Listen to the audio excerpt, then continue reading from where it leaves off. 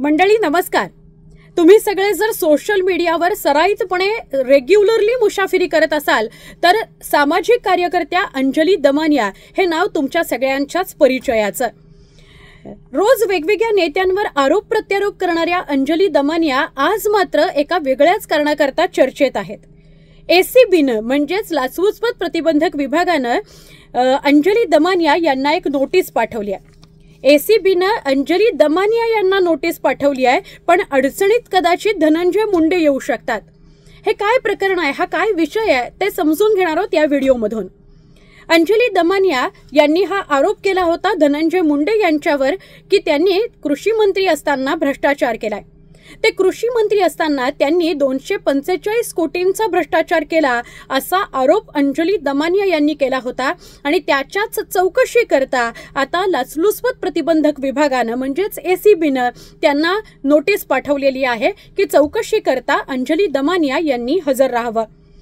विषय असा आहे की धनंजय मुंडे जेव्हा कृषी मंत्री होते, आधीच्या टर्ममध्ये जेव्हा कृषी मंत्री होते तेव्हा त्यांनी 245 कोटींचा कृषी खात्यामध्ये भ्रष्टाचार केला असा अंजली दमानियांनी आरोप केलेला आहे।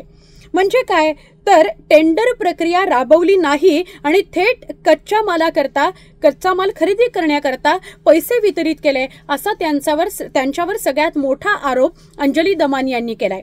याच्या व्यतिरिक्त आपल्याला आठवत असेल न्यूज 18 लोकमतनं सुद्धा ही बातमी केलेली होती की नॅनो युरियाची बाटली असेल, नॅनो डीओबी असेल किंवा इतर खतांच्या ज्या पिशव्या असतील त्या ज्या दराने आपल्याला Amazonवर किंवा कुठल्याही सोशल साईटवर विकत मिळतात किंवा दुकानांमध्ये विकत मिळतात त्याच्या दुप्पट तिप्पट किमतीमध्ये त्या विकत घेतल्या गेल्या आणि त्या माध्यमातून म्हणजे अधिकच्या किमतीमध्ये त्या विकत घेतल्या गेल्या आणि त्या माध्यमातून भ्रष्टाचार झालेला आहे।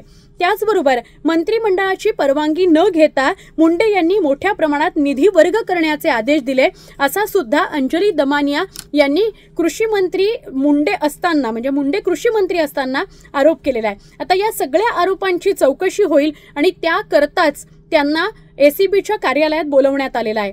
अंजली दमानिया यांचा हा दावा आहे की माझ्याकडे सगळे पुरावे आहेत आणि मी हे सिद्ध करीन की कृषी मंत्री जेव्हा धनंजय मुंडे होते तेव्हा कृषी खात्यामध्ये 245 कोटींचा भ्रष्टाचार झालेला आहे। या सगळ्या प्रकरणात तुम्हाला काय वाटतं? अंजली दमानिया खऱ्या आहेत का? त्यांच्याकडे खरंच अशा प्रकारचे सगळे पुरावे आहेत का?